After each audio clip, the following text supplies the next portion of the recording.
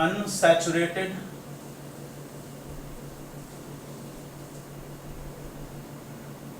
saturated and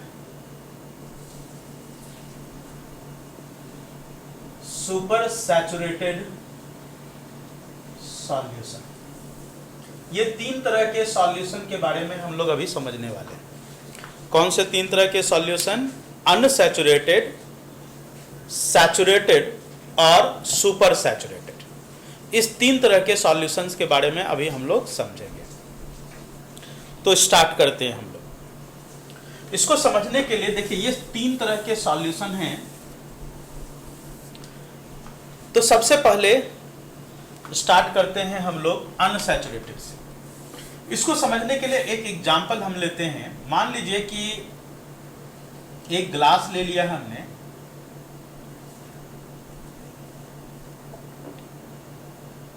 और इस glass में हमने ले लिया 250 ml ऑफ वाटर। मान लो हमने इसमें क्या ले लिया? 250 ml ऑफ वाटर ले लिया। अच्छा, ये स्टार्ट करने से पहले एक बात बताओ, आपने ये ऑब्जर्व किया होगा या पढ़ा होगा कि गर्मी के दिनों में जो रेलवे ट्रैक्स होती है, रेलवे ट्रैक्स टेढ़ी हो जाती है, और ठंड के दिनों में कई बार रेलवे ट्रैक्स टूट जाती है। ऐसा क्यों होता है? बताइए बताइए, जिसको पता हो। क्वेश्चन मैंने जो बोला, पूछा कि कई बार ऐसा होता है रेलवे ट्रैक्स ठंड के दिनों में टूट जाती है और गर्मी के दिनों में टेढ़ी हो जाती है। किसके कारण? सर, हीट की वजह से एक्सपेंशन हो जाता है। हीट की वजह से एक्सपेंशन हो जाता है, हाँ बिल्कुल। Yes sir. और ठंड में क्या होता है? ठंड में सर कॉन्ट्रैक्शन हो जाता है। वो ठंड में कॉन्ट्रैक्शन हो जाता है, बिल्कुल सही बात है, बिल्कुल सही आंसर है ये। कि गर्मी के दिनों में क्या होता है कि एक्सपेंशन होता है। गर्मी में जब भी किसी चीज को गर्म किया जाता है तो उसके पार्टिकल्स के बीच की जो स्पेस है वो स्पेस बढ़ जाती है। किसी भी चीज को जब हम गर्म करते हैं तो गर्म करने से उसमें क्या होता है, पार्टिकल, मैटर का पार्टिकल ज्यादा वाइब्रेट करने लगता है, क्योंकि हम बाहर से एनर्जी दे रहे हैं। तो बाहर से एनर्जी देने पे क्या होगा? मैटर का पार्टिकल ज्यादा वाइब्रेट करने लगेगा, और जब ज्यादा वाइब्रेट करने लगेगा तो उसके बीच में जो डिस्टेंस होती है, इंटरमॉलिक्यूलर स्पेस होता है, इंटर पार्टिकुलर जो स्पेस होता है, वो स्पेस बढ़ जाता है। तो गर्म करने से कोई भी चीज एक्सपैंड होता है, कोई भी चीज गर्म करने से एक्सपैंड होता है, और कोई भी चीज ठंडा करने से वो कॉन्ट्रैक्ट हो जाता है, सिकुड़ जाता है, पास पास आ जाते हैं उसके पार्टिकल्स। उसी प्रॉपर्टी का हम लोग यहाँ पे यूज करने जा रहे हैं। जैसे हमने यहाँ पे 250 ml ऑफ वाटर ले लिया, और मान लेते हैं कि इसमें हमने डाल दिया 20 ग्राम ऑफ शुगर। इसमें हमने क्या डाल दिया? इसमें हमने डाल दिया 20 ग्राम ऑफ शुगर डाल दिया। जैसे मान लीजिए कि ये वाटर के पार्टिकल्स हैं, मैं ब्लैक कलर से जो अभी ड्रॉ कर रहा हूं वो शुगर, वो जो है वाटर के पार्टिकल्स में ड्रॉ कर रहा हूं कि ये वाटर के पार्टिकल्स हैं। हमने ये पढ़ा है मैटर के पार्टिकल्स के बीच में क्या होता है? स्पेस होता है। ये हमने इससे पहले वाले चैप्टर में पढ़ा था कि मैटर के जो पार्टिकल्स होते हैं उस पार्टिकल्स के बीच में क्या होता है? स्पेस होता है। जैसे यहाँ पे आप देख सकते हो वाटर के पार्टिकल्स के बीच में क्या है? स्पेस है, जो कैरेक्टरिस्टिक्स ऑफ मैटर में हमने पढ़ रखा है। ठीक है, ये वाटर का पार्टिकल है, वाटर पार्टिकल है। इसमें हमने शुगर डाल दिया, तो शुगर के जो पार्टिकल्स हैं इसके बीच वाली जो स्पेस है उसमें फिल होनी शुरू हो गई। ये सब प्रॉपर्टीज हमने पढ़ा था ना पिछली क्लास में, पिछले चैप्टर में, कि इसके बीच की जो स्पेस है उस स्पेस में फिल होनी शुरू हो गई।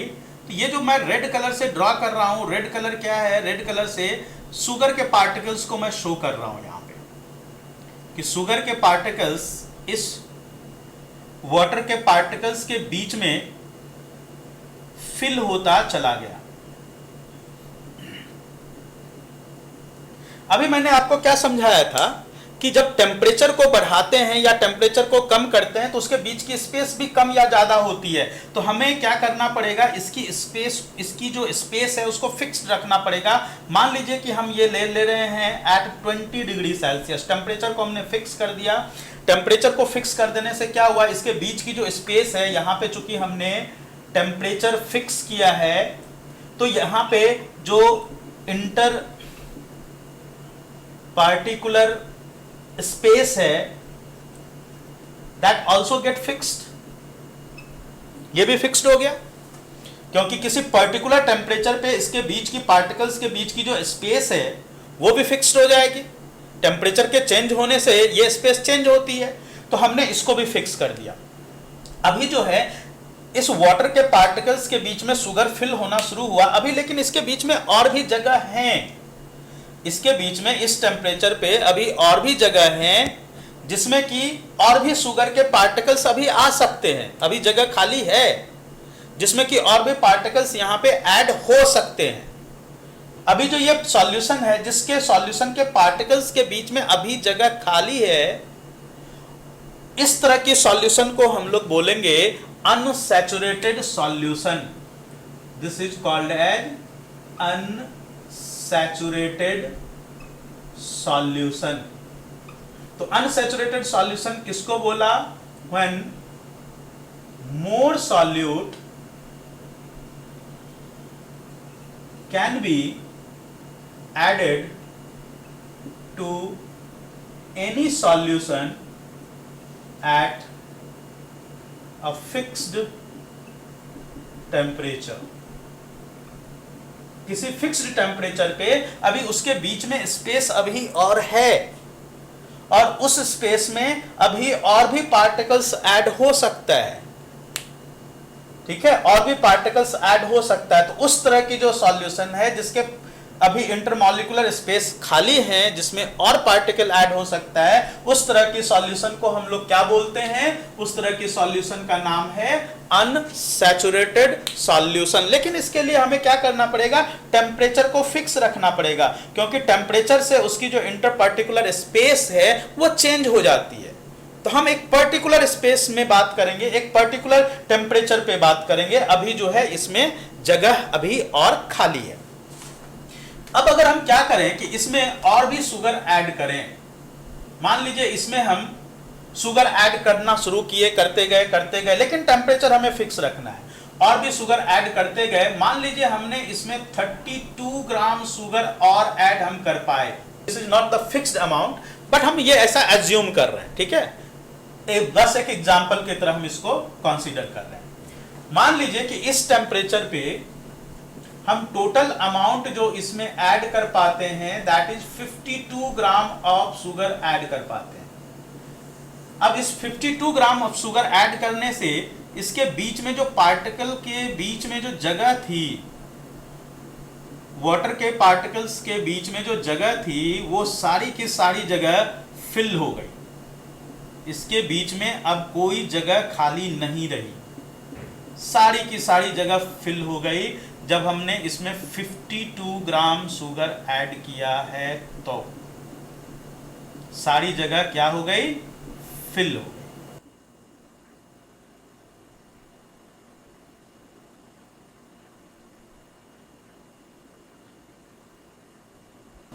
सारी जगह पैक्ड हो गई। इसमें जितनी भी स्पेस थी सारी स्पेस में शुगर पार्टिकल्स ने अपने आप को फिल कर लिया। अब इसमें कहीं पे भी जगह नहीं खाली है जहां पे कि शुगर पार्टिकल्स ऐड हो सकता है, ठीक है। इस टेम्परेचर पे जितनी जगह है उस जगह को सारी शुगर के पार्टिकल्स ने फिल कर लिया, ठीक है। अब इसमें कहीं कोई जगह नहीं है। तो अब जो ये सॉल्यूशन है, जब इसमें और ज्यादा सॉल्यूट ऐड नहीं किया जा सकता, ये जो सॉल्यूशन है, जिस सॉल्यूशन में इस टेम्परेचर पे और ज्यादा सॉल्यूट ऐड नहीं किया जा सकता, उस तरह की सॉल्यूशन को अब हम क्या बोलेंगे, अब हम बोलेंगे सैचुरेटेड सॉल्यूशन। अब क्या नाम हो जाएगा इसका, saturated solution when no more solute when no more solute can be added to any solution at that fixed temperature।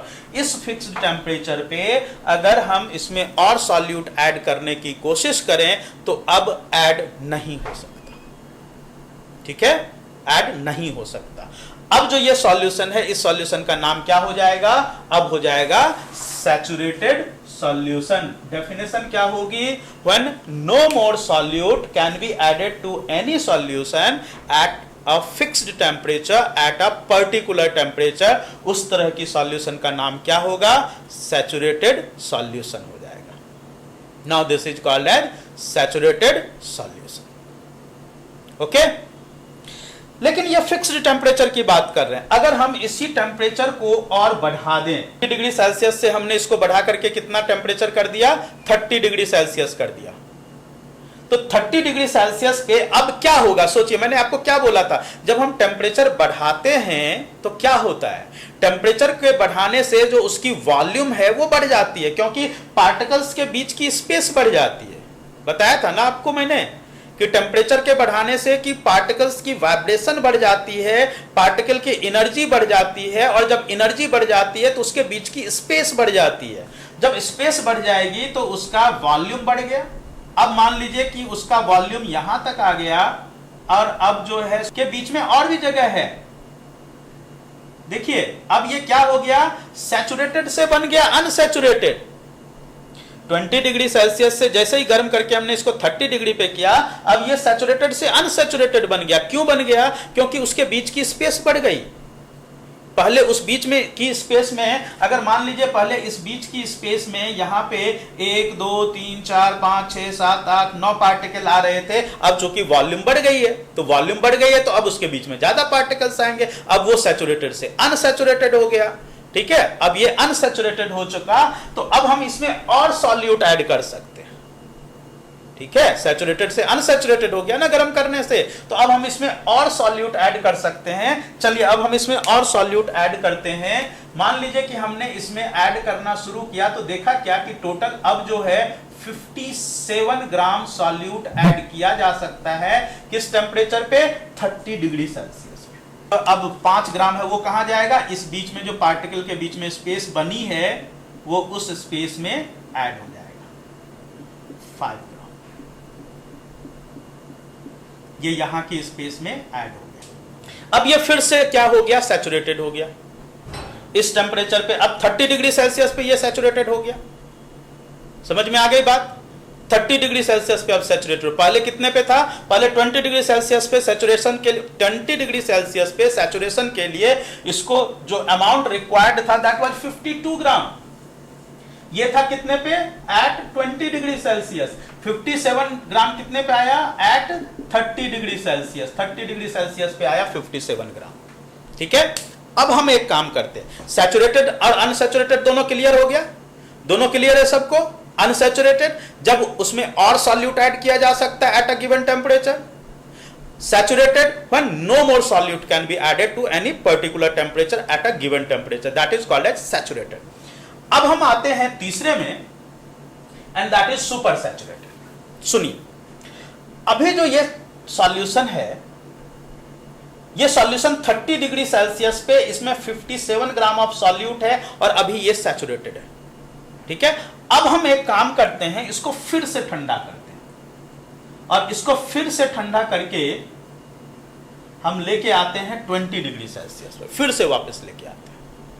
तो अगर हम फिर से 30 डिग्री सेल्सियस से 20 डिग्री सेल्सियस पे वापस लेके आए तो 20 डिग्री सेल्सियस पे जो अमाउंट ऑफ सॉल्यूट चाहिए सैचुरेशन के लिए वो तो सिर्फ 52 ग्राम चाहिए ना, 52 ग्राम। इसमें जो टोटल अमाउंट ऑफ सॉल्यूट है वो तो 57 ग्राम है और हमने इस सॉल्यूशन को ठंडा करके ले आया 20 डिग्री सेल्सियस पे। तो बाकी के जो 5 ग्राम सॉल्यूट हैं वो 5 ग्राम सॉल्यूट किधर जाएंगे? समझ में आई बात? मैंने क्या बोला? मैंने ये बोला कि 30 डिग्री सेल्सियस पे सैचुरेशन के लिए इसको चाहिए था 57 ग्राम ऑफ सॉल्यूट। अब हम इसको ठंडा करके लेकर के आ गए 20 डिग्री सेल्सियस पे। तो 20 डिग्री सेल्सियस पे जो इसमें सॉल्यूट है वो तो सॉल्यूट तो इसमें 57 ही है ना। तो 5 ग्राम 20 डिग्री सेल्सियस पे जो सैचुरेशन के लिए रिक्वायर्ड है दैट इज ओनली 52 ग्राम। तो 5 ग्राम सॉल्यूट इसमें ज्यादा हो गया। वो सॉल्यूट किधर जाएगा? एक्चुअली वो सॉल्यूट जो कि ठंडा करने से क्या होगा, कॉन्ट्रैक्ट हो जाएगा, फिर से पार्टिकल्स पास पास आ जाएंगे ना, उसकी स्पेस कम हो जाएगी। तो 5 ग्राम सॉल्यूट जो है वो किधर जाएगा, नीचे की ओर यहां पे सेटल हो जाएगा, इस जगह पे सेटल हो जाएगा 5 ग्राम सॉल्यूट। ठीक है, वो 5 ग्राम सॉल्यूट नीचे आकर के सेटल हो गया इस जगह पे, इट विल सेटल डाउन, नीचे की ओर सेटल हो गया। अब जो ये सॉल्यूशन है जिसमें total amount of solute is even more than its maximum capability, 20 degree Celsius पे जो मैक्सिमम कैपेबिलिटी है दैट इज ओनली 52 ग्राम, लेकिन इस सॉल्यूशन में जो टोटल कैपेबिलिटी है मैक्सिमम 52 ग्राम, उससे भी ज्यादा अमाउंट ऑफ सॉल्यूट है इसमें, तो 57 है, क्योंकि हमने सैचुरेशन कितने पे किया था, 30 पे किया था। अब उसको हमने ठंडा कर दिया तो सैचुरेशन जो है वो 20 डिग्री सेल्सियस पे सैचुरेशन के लिए रिक्वायर्ड है ओनली 52 ग्राम, तो बाकी के 5 ग्राम नीचे सेटल डाउन हो गए। तो इस सॉल्यूशन में जो टोटल अमाउंट ऑफ सॉल्यूट है that is even more than its maximum capability, इसके मैक्सिमम कैपेबिलिटी से ज्यादा अमाउंट ऑफ सॉल्यूट यहां पे एडेड है। तो इस तरह की सॉल्यूशन जिसमें total amount of solute is even higher than its maximum capability, इसकी मैक्सिमम कैपेबिलिटी से भी ज्यादा अमाउंट ऑफ सॉल्यूट जहां पे होता है, उसको हम लोग क्या बोलते हैं, उसको हम लोग बोलते हैं super saturated solution. This is called as what, super saturated solution. तो अगर कभी भी किसी भी सैचुरेटेड सॉल्यूशन को आप ठंडा कर दो, किसी भी सैचुरेटेड सॉल्यूशन को आप ठंडा कर दो, तो क्या होगा, उसमें जो सॉल्यूट पार्टिकल्स है जो कि उसके अमाउंट से ज्यादा हो जाएगा, that will always settle down. और उस तरह के सॉल्यूशन का नाम क्या होगा, उस तरह की सॉल्यूशन का नाम होगा सुपर सैचुरेटेड सॉल्यूशन। ठीक है, that is called as super saturated solution. तो 3 तरह के सॉल्यूशन के बारे में हमने पढ़ा। एक था अनसैचुरेटेड, जिसमें कि more amount of the solute can be added, अभी खाली जगह है। दूसरा था सैचुरेटेड, जिसमें no more solute can be added, that is saturated. लेकिन सैचुरेटेड को अगर हम गर्म कर देंगे तो वो क्या हो जाएगा, अनसैचुरेटेड हो जाएगा। जब सैचुरेटेड को हम ठंडा कर देंगे तो क्या होगा, that will become super saturated. ठीक है, सैचुरेटेड को अगर हम गर्म करेंगे तो वो अनसैचुरेटेड हो जाएगा, सैचुरेटेड को अगर हम ठंडा करेंगे तो वो क्या हो जाएगा, सुपर सैचुरेटेड हो जाएगा। नेक्स्ट टॉपिक हमारा जो आज का है, जो हमारा आज का लास्ट टॉपिक भी है, and that is called as solubility. Solubility को समझने के लिए एक मैं एग्जांपल से समझाता हूं। मान लीजिए कि एक कोई कंटेनर है और इस कंटेनर में हमने क्या किया, 1 kg ऑफ सॉल्वेंट ले लिया, कोई भी 1 kg ऑफ सॉल्वेंट ले लिया। उस 1 kg ऑफ सॉल्वेंट में हमने सॉल्यूट ऐड करना शुरू किया। टेम्परेचर हमने रखा, मान लेते हैं इसका, सपोज करो 25 डिग्री सेल्सियस, टेम्परेचर इसका हमने 25 डिग्री सेल्सियस फिक्स कर दिया। अब इस टेम्परेचर पे इस 1 kg ऑफ सॉल्वेंट में हमने सॉल्यूट ऐड करना शुरू किया। सपोज करें कोई x ग्राम x सॉल्यूट है और इसको हम ऐड करते गए, हमने देखा कि इसमें 192 ग्राम सॉल्यूट का ऐड हो सकता है, उससे ज्यादा सॉल्यूट ऐड नहीं हो पाया। तो इसका मतलब अब ये क्या बन गया, अब ये बन गया है सैचुरेटेड सॉल्यूशन। क्या बन गया, सैचुरेटेड सॉल्यूशन बन गया। ठीक है, मतलब 25 डिग्री सेल्सियस पे 1 kg ऑफ सॉल्वेंट में कितना मैक्सिमम सॉल्यूट ऐड हो पाया, ये जो मैक्सिमम सॉल्यूट ऐड हो पाया दैट वाज 192 ग्राम, इससे ज्यादा ऐड नहीं हो पाया। ठीक है, ये बन गया अब सैचुरेटेड सॉल्यूशन। ठीक है। अब समझिए कि सॉल्युबिलिटी क्या होता है। सॉल्युबिलिटी होता है किसी भी सॉल्वेंट के 100 ग्राम को सैचुरेट करने के लिए जितना अमाउंट ऑफ सॉल्यूट की रिक्वायरमेंट होगी, किसी भी सॉल्वेंट के 100 ग्राम को सैचुरेट करने के लिए जितना अमाउंट ऑफ सॉल्यूट की रिक्वायरमेंट होगी, that amount of solute is called as what? That amount of solute is called as solubility of that solution, is called as solubility. अब देखो इसी का हम सॉल्युबिलिटी निकालते हैं। अब जैसे यहां पे 1 kg सॉल्वेंट को सैचुरेट करने के लिए 192 ग्राम है की रिक्वायरमेंट है, हमें सिर्फ निकालना है कितने के लिए? 100 ग्राम के लिए रिक्वायरमेंट है, 100 ग्राम को के लिए निकालना है। तो इसको हम सिंपल यूनिटरी मेथड से निकालेंगे कि 1000 ग्राम के लिए 1 kg मतलब 1000 ग्राम के लिए कितना सॉल्यूट रिक्वायर्ड है? 192 ग्राम ऑफ एक्स सॉल्यूट चाहिए। तो 1 ग्राम के लिए कितना चाहिए? 192 डिवाइडेड बाय 1000 चाहिए। तो अगर हम 100 ग्राम के लिए निकालें तो 100 ग्राम के लिए कितना हो जाएगा? 192 डिवाइडेड बाय 1000 इंटू 100। 20 कैंसल, ये कितना आ गया? 192 बाय 10 मतलब 19.2 ग्राम will be the solubility of that solute। आपको चाहे कितने में भी दिया हो, आपको हमेशा कितने के लिए निकालना है? आपको निकालना है 100 ग्राम के लिए। 100 ग्राम सॉल्वेंट को सैचुरेटेड बनाने के लिए जितने अमाउंट ऑफ सॉल्यूट की रिक्वायरमेंट होगी at any particular temperature, that amount of solute is called as solubility. ठीक है, that is called as solubility. अगर मान लो एक इसी तरह का कोई दूसरा क्वेश्चन दे दें, सपोज करो यहां पे 1 kg के बजाय 25 ग्राम है और 25 ग्राम के लिए आपको दे दिया कोई Y सॉल्यूट है और Y सॉल्यूट की में को सैचुरेटेड मतलब इसको 25 ग्राम ऑफ सॉल्वेंट को सैचुरेट करने के लिए Y की 4 ग्राम रिक्वायर्ड है, 4 ग्राम। तो इसकी सॉल्युबिलिटी बताइए। आप यहां पे पहले निकाल लेते 1000 के लिए, अब कर लोगे क्या? 25 के लिए। 25 ग्राम के लिए कितना रिक्वायर्ड है?